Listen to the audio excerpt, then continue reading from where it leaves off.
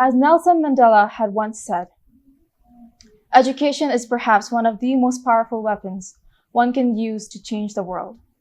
On today's episode, we have one such individual who strives to educate young lives and prepare them for the future ahead. On today's episode, we have the principal of the British School Kathmandu, Ms. Caroline Drumm. Lovely to be here. Thank you for having me. Yes.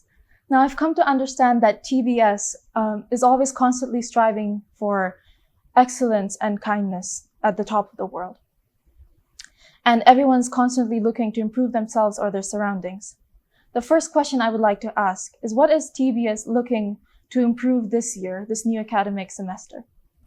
Well, we've just started our new academic year, and you're absolutely right. We are always looking to improve, because I think as a staff, we believe that if we can't embody lifelong learning, then we can't demonstrate that to our students. And that really stands for the school as an organisation as well. When we're looking to make improvements, which we do on a regular basis, we're looking at two things in particular.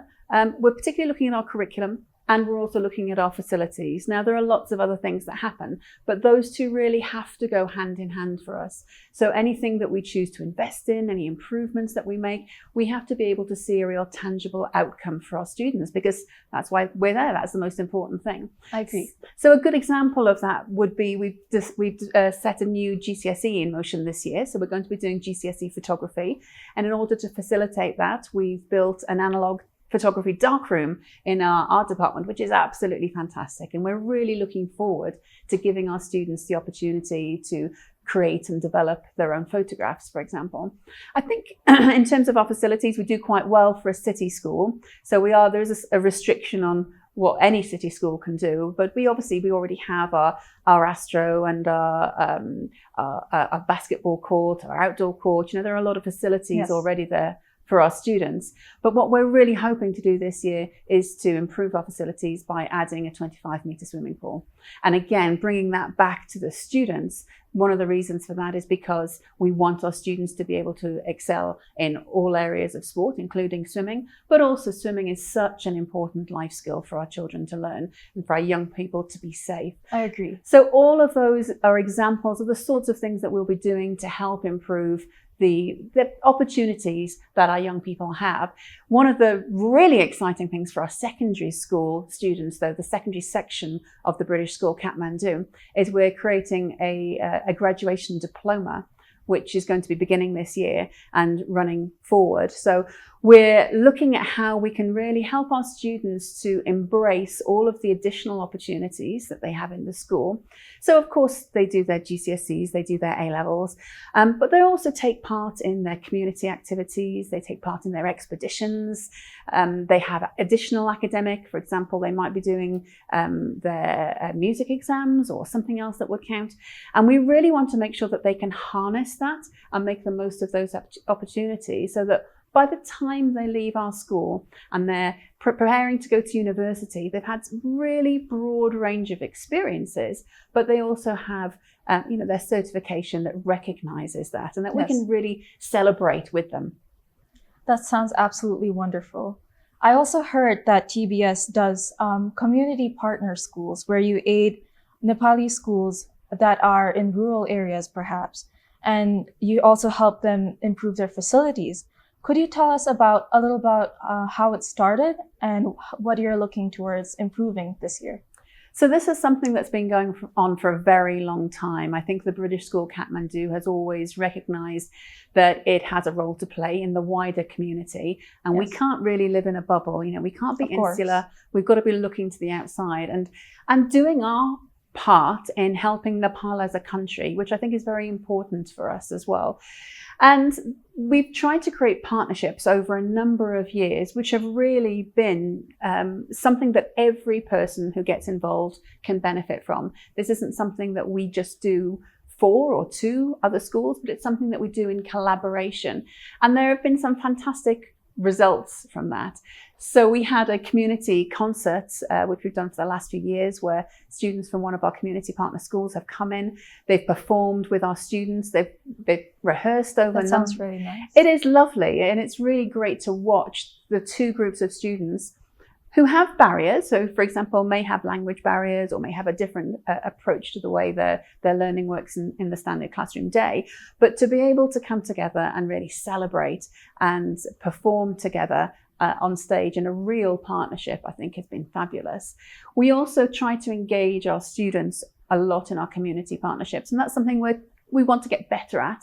Yes. Every single year. But for example, our students have been running library sessions with our community partners, where we've invited our community partners to come in and to use some of the fabulous facilities that we have at the British School and really take that time to enjoy reading, to enjoy literacy together, and to make the most of, again, what each can offer each other, and making sure that it's there's a two-way benefit here. There are some bigger projects that we've been involved in as well. So, for example, in Darding, there's a school. There are a number of schools that we've been working alongside over the years, but one of them we're particularly proud of, where we've managed to build a new school facility for them. And I went to see the opening of the school not that long ago, and it was absolutely fabulous. The whole community came. There were parents, grandparents, children, and everybody came together to see the new facilities that they were going to be able to have. And I think that was just such a wonderful opportunity for us to contribute beyond our own group of students and beyond Kathmandu. Yes. But I think one of the things that I think gives me the most pride is the work that we do with our community partners around teacher education. So as I said at the beginning, we're always looking to improve. That includes the way we approach our pedagogy, that includes our curriculum development and so on. And one of the activities that we do every year alongside our community partners is our community conference. And we invite educators from all of our different community schools, both inside the valley and beyond, to come and take part in some training sessions that we plan together, that we help them to really focus on what it is that they're looking for support on. And we can bring some of the expertise that we have, both from our own school and beyond, to try and really be a part of the educational community beyond just our own school. So learning takes place not within just the classroom, but everywhere when it comes to TBS. Oh, absolutely. And that's really important for us, because as a human being, that's how your learning takes place. It's not just something you get from a book. It's those smaller interactions. It's the way you can reflect on things that have happened to you. And we really believe that learning is something that is happening all day long in all sorts of situations, and we want to ensure that our students can benefit from the way we facilitate that for them. And recently we have seen these results come to fruition. For example, the recent A-level results of the class of 2024, we had 100% passing rate, mm-hmm. and the average grades far surpassed the UK averages. Mm-hmm. I'm sure you're very proud of this. We would like to ask, what do you think, in your opinion, is what makes TBS's education so much effective compared to the education provided in the UK or here in Nepal? I think one of the things that makes our education as effective as it is because it's about partnership, and it's a partnership with our students as well. So when we're approaching education with our students, I think the first thing to mention is that we're not an exam factory. And that's very important. We're not there just about getting students through their exams, getting them a certain result, and then saying goodbye. We really have a community approach to it, and we have a much more of a family, holistic way of approaching education. And all of the things that go along with education outside of the book learning, as you've rightly pointed out. And every opportunity that we have is an opportunity for learning. And I think by engaging our students in that process, making sure that their voice is heard, by having staff who really understand what we're trying to achieve at the British School and who bring really strong experience, good qualification. The majority of our teaching staff are either UK qualified, or if they're not, they're UK equivalent qualified. And there is some great education here in Nepal, but there's something that we can bring, which isn't just about the curriculum and the subjects that are studied, but it's about a whole approach to learning. It's a holistic way of looking at it. And by doing that, I think we can really ensure that our students are in the best possible place to learn. And, you know, the research, the science tells us that students find it difficult to learn if they don't have that sense of security, that sense of safety, if they don't have all of their other needs being met. And we feel that as an organization, we want to create that safe environment, that emotional environment where students feel that they can really give their best and be the best person that they have the capacity to be. And that includes their academic education, but also their personal, their social, and their emotional education as well. I totally agree with you. I also noticed something different about TBS compared to other schools in Nepal or even the UK. As you may already know, majority of schools in Nepal have a very strict uniform guideline. Schools like St. Mary's, for instance, have very strict rules with regards to the color of socks they wear, the length of their socks, or the length of their skirts, and even their hair. TBS, on the other hand, has no such proper guidelines set. Students are free to express themselves from their hair to the way they dress. Does this have any indirect impact on their education? Well, there are arguments for and against uniform. It's something that's often brought up in education circles about which is the right approach. And I think they both have their merits. So at TBS, we actually have a little bit of a compromise where we have our house t-shirts. So there's a sense of uniform there. We also have, our school polos that students can wear if they wish. But actually, if that's not for them, they don't have to do that.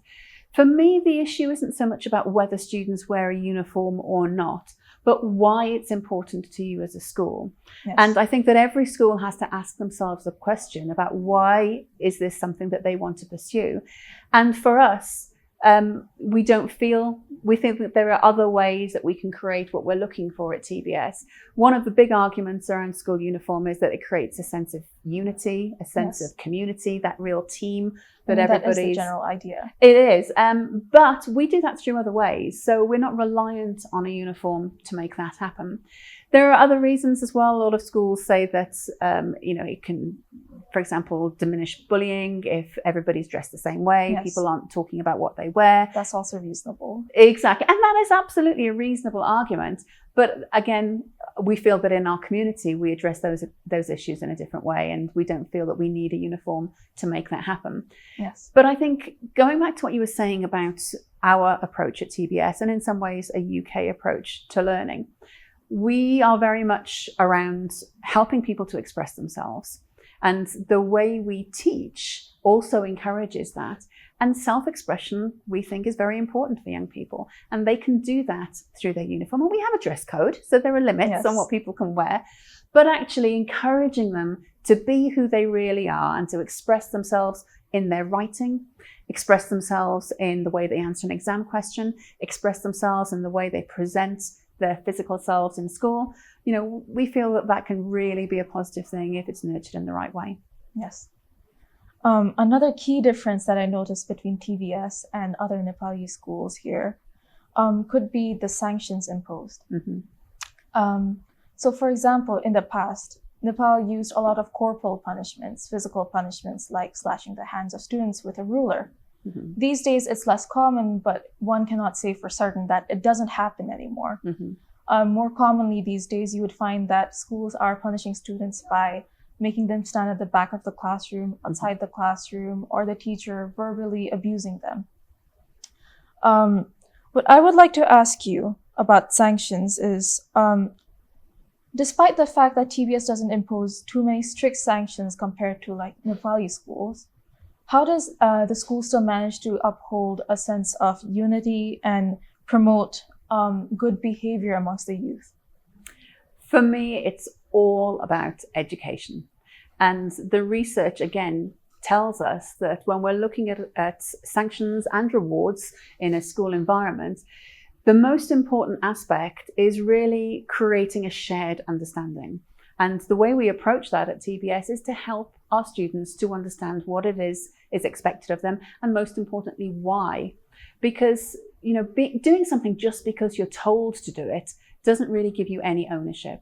Yes. And we want our students to understand the importance, to be able to go out into the world after they leave TBS and have a real understanding of what rules are for, why they're there, and how they can participate in society. And that's not just by doing something just because you've been told to do it. You've got to believe it. You've got to want it to happen. It has to be intrinsically motivated rather than, doing it because you're scared. It should never be about the fear.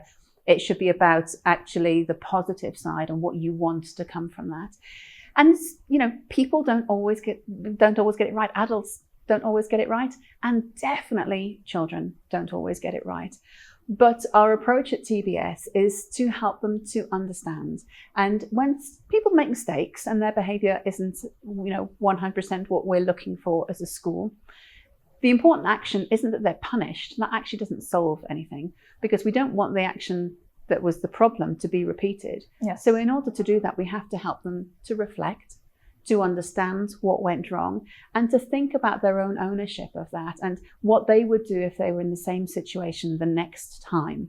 So how can they use their own understanding, their own morals, their own ethics, to really build up a relationship with them and their peers, them and the school, them and themselves, that they can feel proud of, that they can own, and that will really help them to keep all of those rules, but doing it because they believe in it, not because someone else believes in it. That's a very intriguing perspective. I think that was very insightful. I also heard that TBS has a thing called the 5 C's. Mm-hmm. Could you elaborate a bit about what these 5 C's are and how these perhaps improve the behavior of the children at your school? So every school, I think, should have some sort of a vision about what they want to achieve. And we want every learner to be part of that vision. So for us, it's through our 5 C's. So things like challenge or compassion or confidence, community, creativity, they're all things that we would want from our students while they're at our school. But again, keeping an eye on the future once they've left our school. And our 5 C's really are the cornerstone of how we approach things at TBS. And so often as a school leader, there are many different routes you can take. People want different things. There are different options available to me. And, that's my cornerstone as well. I have to sit down and think, okay, does this really fit in with what we're aiming for as a school? Does it incorporate the 5 C's? Is it going to bring those benefits to our students? So we want them to have all of those things, partially, I think, as well, because it's important to us that we have a holistic approach to education. Like I said, we're not just an exam factory. It's about more than that. It's about young people for us. And we want them to be well-rounded. And we want them to understand that, they should be confident about who they are. They should be able to give their opinion because they have a valid voice and it should be heard. So confidence is one of our 5 C's. But also creativity is incredibly important because, again, it's not just about copying what somebody else is doing. It's about thinking about it for yourself, coming up with something new. And if we think about the great minds of society over many, many years, they're people who've come up with a new way of looking at something, a new way of thinking about something. And, we want our students to have that same voice in the world as well. Speaking of creativity, a lot of schools in Nepal stop teaching subjects like art and music from a very young age. It ends somewhere between elementary school. However, at TBS, you seem to encourage this, and you even have extracurricular clubs, such as the choir club. Would you say that these creative pursuits inside the classroom and outside the classroom can be something that Nepali education system should adapt? I think every education system is set up in their own way for their own reasons. I can't imagine ever working in a school that doesn't place a great amount of importance on the creative arts. Yes. I feel they're so important for our students, again, to develop who they are as individual people, but also who wants to live in a world without art and music and drama? Exactly. It's really important that the next generation see value in that, not just as a hobby, not just as something they can do if they have the time, but actually as a real core part of who they are as a person. And we focus on how they can harness those skills as well. So when we're talking to our students about the arts, for example, we're talking to them in a way that helps them understand how that can impact on them in the future. And we talk to them about careers. And, if they want to be an architect, actually, having skills in art or DT, for example, is incredibly important, Yes. as well as the mathematical side of it, and they go hand in hand. If you want to be somebody who has an impact on society and think of creative approaches, you have to have some sort of training, whether it's formal or informal, on how creativity happens and how you can use what's around you to come up with something new, to develop that. And for me, I just think that's very important. I think it's a vital part of developing your sense of person, is to know not just what you can copy from someone else, but what you can create yourself. And it's also about creative ways of thinking. So how you solve problems, it's about creativity. It's not just about looking something up in a book and doing that. Of course. It's about finding a way that's personal to you, but takes account of all of the things that you're trying to resolve as well. So for me, creativity is non-negotiable. It really has to be part of every curriculum. Well, that was very insightful. I would also like to ask, in addition to this, about TBS's policies. It's well known that TBS has extensive policies with regards to the health of the students, the food that they provide. Could you explain to us a bit about why you have so many policies at school and how this can actually help safeguard the students? Mm-hmm.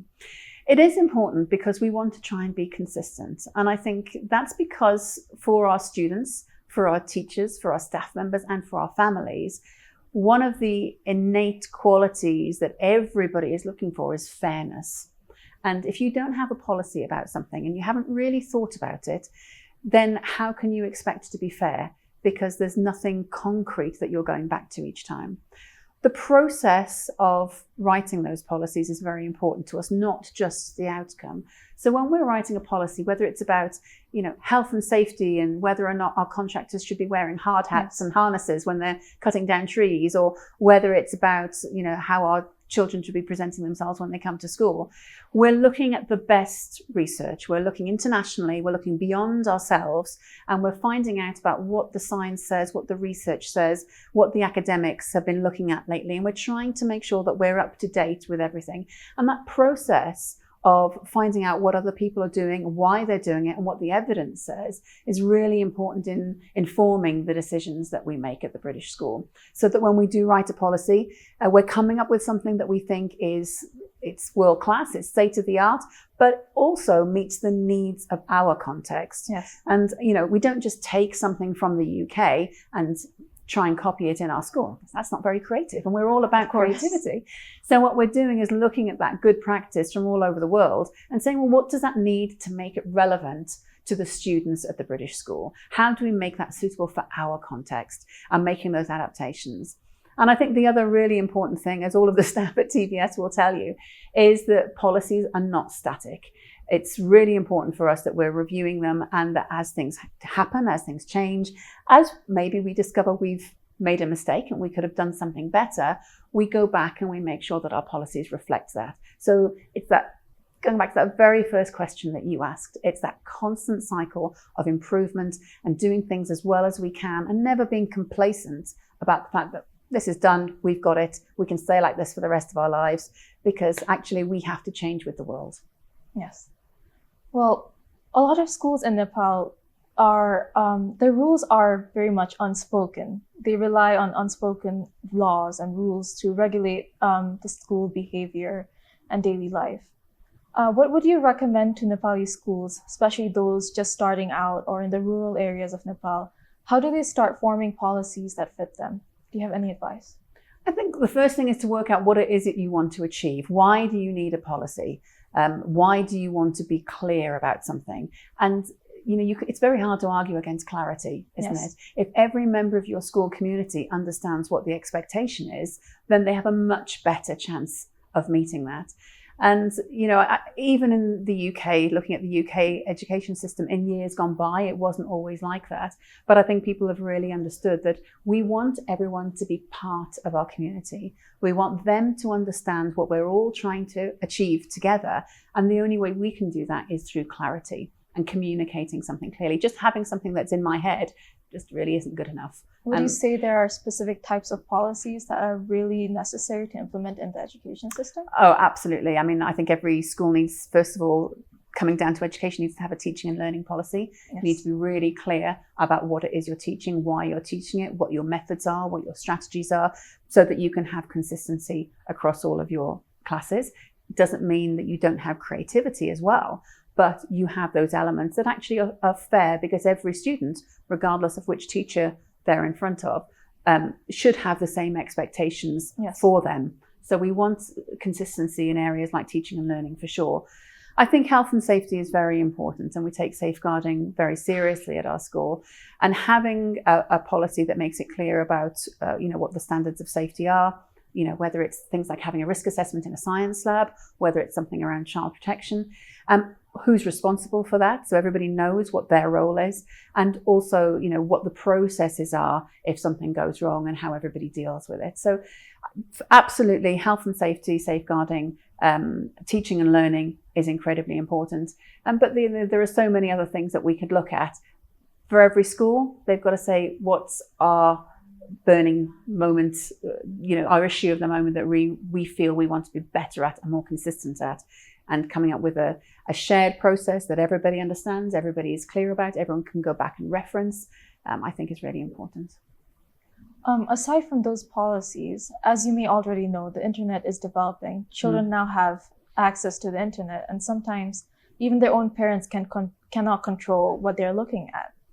How would you say that the schools can perhaps protect the children from the harms and dangers that can come from access to the internet in general?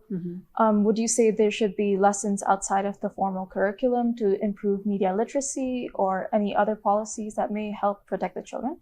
So certainly at the British School, we do a combined approach. So we do things outside of the curriculum as well, but it's actually embedded in our curriculum. And every year group in our school, for example, will look at e-safety right from our youngest children in the primary section of the school. So if they're doing ICT, or if we're doing computing or PSHE, there'll be an element of e-safety in there.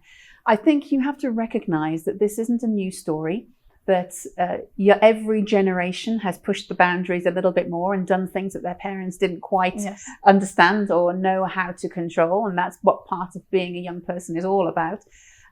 But there is something at the moment which is a little bit scary about the capacity of the internet to do things that we just cannot comprehend right now. And I think people are worried about where this will lead us in 5, 10, 15 years' time. The best thing that I think parents can do, and I think that schools can do, is make the effort to understand it and sit down and talk with children about how they're using the internet. The internet has huge advantages for all of us, including for children. And we have to recognize that there are advantages, but there are also things that we need to be wary of. And for me, talking to your children, whether you're a teacher or whether you're a parent, about how they use the internet is really important, and make it something that they're not hiding from you, but they're actually willing to engage in a conversation with you about. Ask your children, what games are they playing? What do they look like? How about I have a game with you on that as well? Get involved, make it something that they feel that you're interested in, and make sure that your children feel as though they have a voice. And especially when it comes to their safety, if there's something that they don't feel comfortable with, if there's something that they don't think is appropriate, they will come and speak to an appropriate adult. And you have to have a relationship before they will do that. That's really great advice. You mentioned earlier something about PSHE. Could you elaborate a bit more about what it is? So PSHE is personal, social and health education. It's something that is very standard practice in the UK and in all good international schools as well. And it's taking our students beyond the obvious curriculum. And asking them to formally, as well as informally, think about different aspects of the world, their lives, society. So, for example, it will look at health education, including mental health and well-being, physical health, diet. We could look at things like friendships, relationships, bullying, even sex, relationship and sex education is part of that as well. So all of those things that actually prepare students for the wider aspects of life and help them to understand what it is that they need to develop themselves personally and socially and develop their health as well. Well, aside from PSHEs, other lessons, other subjects, especially, let's say, GCSEs or A-levels, are centered around critical analysis, something that the Nepali education system is clearly lacking in. Would you say that Nepali education system should focus more on such approach to education rather than learning by rote?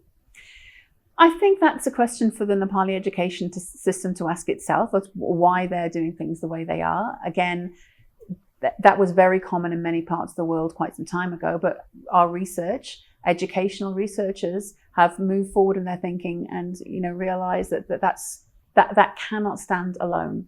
There is a place for rote learning, but it has to come alongside other aspects of education as well. So I think a really good example would be something like times tables. Now in the UK, when we're talking about the UK education system, where there's a real focus on knowledge, skills, and understanding. Now, knowing all of your tables off by heart is a skill, but unless you understand how you get those answers, then there's no knowledge or understanding. It's practically useless. Exactly. However, the flip side of that is that when you go on to much more complex mathematical calculations, knowing your times tables off by heart actually speeds things up and takes the pressure away from the mechanical aspects of what you're doing and helps you focus on the problem-solving aspects. So there is a place for rote learning, and there are certainly elements of the curriculum where students can benefit from that, but I really believe it can't stand alone. It has to be part of the wider understanding of why they're learning something, how they can adapt it and use it in a different way. And I think really, you absolutely hit the nail on the head when you talked about critical thinking. Yes. And the UK system really has strong foundations all the way from the primary section through to secondary on developing students' own critical thinking ability. And when we're looking at the subjects that we do and how we approach our learning, it's not just about memorizing and repeating, because actually if you were going to do that, you probably wouldn't need to go to school at all. You could just have someone on the internet tell you or learn it from a book. But actually it's about what you do with that information once you have it, and the ability to analyze what you're being taught, to evaluate what that's telling you, and really synthesize that information into something new, opinionated, creative, something that takes that information and moves it one step further down the line. And I think that's what the UK education system focuses on and does so well. That was truly insightful. Now that we have come towards the end of the show, I would like to ask you one final question. Do you have any message for our audience, the youth, the future of our nation? Anything for the people who wish to strive towards improving the education system? I think for our young people, I would say understand who you are and use those strengths to help you develop in whatever you choose to do in life. For educators, I would say there is a huge amount of expertise within the education system, both in Nepal and worldwide. And my advice would be, don't be afraid to seek that out. The answer lies within our own educational community. Go out there and find out what other people are doing, be nosy, see what it looks like, look at outcomes, and then take that and analyze it, evaluate it, and synthesize it, and make sure that you can use that for something new and exciting for the students that you teach. Thank you for your words. Now that we have come to the end, I would like to give you a small token of appreciation for all the words you contributed. Thank you. That's very kind. Thank you very much. If you look at the words on there, there is ad meliora. In Latin, it means towards a brighter future. And something we all strive for. Thank you Yes. very much indeed. Thank you.